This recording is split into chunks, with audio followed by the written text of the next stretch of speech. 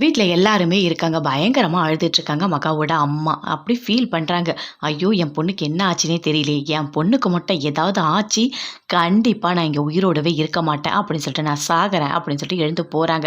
அம்மா நில்லும்மா! நீ ஏம்மா இதெல்லாம் பண்ணிட்டுருக்க? அப்படின்னு சொல்லிட்டு ஐஸ்வர்யா தடுக்குறாங்க. அப்படியே சித்ராதேவி எழுந்து வராங்க. எதுக்காக இப்படி பண்ணிட்டுருக்கீங்க? அப்படின்னு சொல்லிட்டு கேட்குறாங்க. அதுக்கு கோடீஸ்வரி சொல்றாங்க. அப்படி கையெடுத்து கும்பிடுறாங்க. அம்மா உன்கிட்ட நான் சண்டை போடுற மனநிலையில இல்லம்மா. என்ன விட்டுரு அப்படின்னு சொல்லிட்டு இருக்காங்க. அதுக்குள்ள கரெக்ட்டா மகா வராங்க. மகாவ பார்த்தோனே பயங்கரமா சந்தோஷப்படுறாங்க கோடீஸ்வரி. ஓடி போய் அப்படியே ஹக் பண்ணிக்கிறாங்க. "என்னாச்சு மகா? பரவாயில்லையா? நல்லா இருக்கியா? ஏன் மகா இப்படி போன? இதுக்காக எங்கள இப்படி கஷ்டப்படுத்துற?" அப்படின்னு சொல்லிட்டு பயங்கரமா ஃபீல் பண்ணி அழறாங்க. இது எல்லாருமே பார்க்குறாங்க. பின்னாடி சூர்யா இருக்காரு. தாத்தா, பாட்டி எல்லாருமே பார்த்துட்ருக்காங்க. "எங்க போன மகா?" அப்படின்னு சொல்லிட்டு கேட்குறாங்க. "இல்ல கோயிலுக்கு தான் போயிருக்கா. அவ ஏதோ வேண்டுதல் வச்சிருக்கா போல. அத சரி பண்றதுக்காக போயிருக்கா. வேற எதுவுமே கிடையாது. வேண்டுதல வெளிய சொல்லக்கூடாது." அப்படின்னு சொல்லிட்டு தாத்தா சொல்றாரு. "ஓ! அப்படியா? சரி. ஒரு வார்த்தை சொல்லியிருக்கலாம்ல மகா" அப்படின்னு சொல்லிட்டு பயங்கரமா ஃபீல் பண்ணி சொல்றாங்க கோடீஸ்வரி. "இங்க என்ன நடந்தது தெரியுமா? நீ இல்லன்னோனே என் வீட்ல இருக்க எல்லாரையுமே புடிச்சு நான் திட்டுன்னு திட்டிட்டேன். அதுவும் உங்க மாமனார கூட நான் திட்டிட்டேன் மகா" அப்படின்னு சொல்லிட்டு கோடீஸ்வரி சொல்றாங்க. அத கேட்டோனே மகாவுக்கு பயங்கரமா கோவம் வருது. "அம்மா நீ எதுக்காக இப்படிலாம் பண்ண? ஏன் இப்படிலாம் பண்ண? எவ்ளோ இதுவா இருந்தா அவர போய் நீ திட்டியிருப்ப. தப்பும்மா. இது என்னோட குடும்பம்னு சொல்லியிருக்க. என்னோட குடும்பத்தில இருக்கவங்கள நீ எதுக்காகம்மா திட்டுன? ஏம்மா அப்படி பண்ண?" அப்படின்னு சொல்லிட்டு மகா கேட்குறாங்க. "நான் செஞ்சது தப்புதாம்மா. ஏதோ கோவத்தில நீ காணோன்ற கோவத்தில நான் திட்டிட்டேம்மா" அப்படின்னு சொல்லிட்டு கோடீஸ்வரி சொல்றாங்க. "நீ என்னதான் இருந்தாலும் நீ பேசுனது தப்புதாம்மா" அப்படின்னு சொல்லிட்டு மகா சொல்லிட்டு இருக்காங்க. "சரி விடு மகா. ஏதோ அம்மா கோவத்தில பேசிட்டாங்க" அப்படின்னு சொல்றாங்க தாத்தா, பாட்டி 2 பேருமே. அத கேட்டோனே பயங்கரமா கோவம் வருது அப்படியே. ராஜலட்சுமி பார்க்குறாங்க. "என்ன?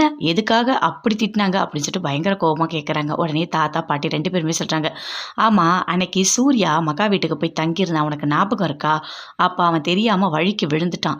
ஆனா நீ கோடீஸ்வரிய தான் திட்டுன. அதே மனநிலையில தான் அவங்க இன்னைக்கு இருக்காங்க. பொண்ண காணோன்னோனே அவங்க கோவத்துல திட்டிட்டாங்க. அதெல்லாம் நம்ம பெருசா எடுத்துக்க கூடாது" அப்படின்னு சொல்லிட்டு தாத்தா, பாட்டி 2 பேருமே சொல்றாங்க.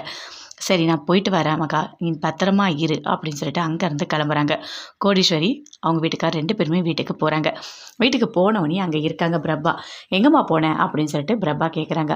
நடந்த எல்லாத்தையுமே சொல்றாங்க கோடீஸ்வரி. "அக்கா காணாம போயிட்டா." "ஓ! அப்படியா? ஐய்யய்யோ! என்னம்மா இப்படிலாம் சொல்ற?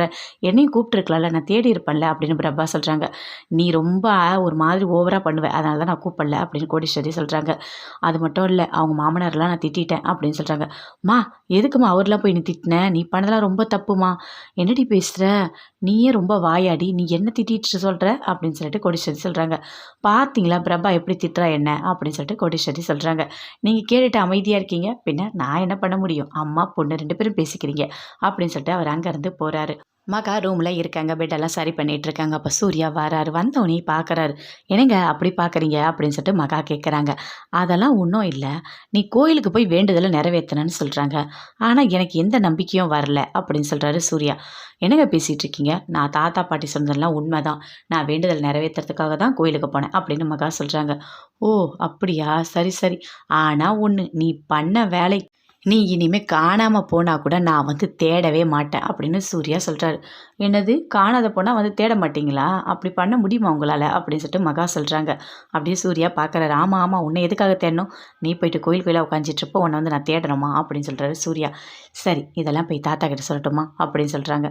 "ஐயையோ! அதெல்லாம் நீ எதுவுமே பண்ண வேணாம்மா. நீ விட்டுரு" அப்படின்னு சொல்லிட்டு சூர்யா சொல்றாரு. மகா சிரிக்கிறாங்க. அப்படியே பார்க்குறாங்க. பார்த்துட்டு சொல்றாங்க. "இங்க பாருங்க. நல்லா தெரிஞ்சுக்கங்க. நீங்க எப்போவா இருந்தாலும், நான் எங்க போனாலும் நீங்க தேடி தான் ஆகணும்" அப்படின்னு சொல்லிட்டு அப்படியே பார்த்துட்டு சிரிக்கிறாங்க.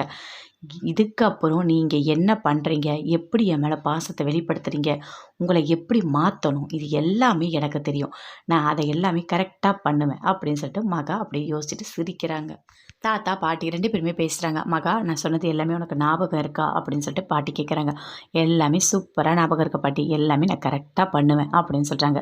"சரி இனிமே எல்லாமே பார்த்து நீ நடந்துக்கோ. நீ ரொம்ப களைப்பா இருப்ப. நல்லா ரெஸ்ட் எடு. ரெஸ்ட் எடுத்துட்டு அப்படியே ஃப்ரெஷ் ஆகு. அதுக்கப்புறம் உனக்கு என்ன தோணுதோ அத செய்" அப்படின்னு சொல்றாங்க. சரி பாட்டி" அப்படின்னு சொல்லிட்டு மகா உள்ள போறாங்க. பாட்டி, தாத்தா 2 பேருமே ரூம்குள்ள போறாங்க. போயிட்டு பேசிக்கிறாங்க. "பார்த்தீங்களா மகா ரொம்ப ரொம்ப நல்ல பொண்ணுங்க. ஆனா இவன் தான் ஏன் தான் இப்படி பண்றானோ தெரியல. கண்டிப்பா நம்ம சூர்யா மாறணும். முழுசா நாம மாத்தணும். மாத்தி 2 பேருமே சேர்த்து வாழ வைக்கணும். அதுதான் என்னோட ஆசை அப்படின்னு சொல்லிட்டு பாட்டி சொல்றாங்க. அதுக்கு தான் நான் இருக்கேன்ல, நான் பார்த்துக்கிறேன். இவன் நடிச்சான்ற விஷயம் யாருக்குமே தெரியாது. இப்ப தானே எனக்கு தெரிஞ்சிருக்கு. இனிமே எல்லாமே நான் பார்த்துக்கிறேன் அப்படின்னு தாத்தா சொல்றாரு. சரிங்க, ஏதோ ஒண்ணு பண்ணுங்க. ஆக மொத்தம் 2 பேரும் சேர்ந்து நல்லா வாழ்ந்தா எனக்கு போதும். ஆனா மகா ரொம்ப நல்ல பொண்ணு. அது எனக்கு தெரியும். சூர்யாவும் நல்ல பையன் தான் அப்படின்னு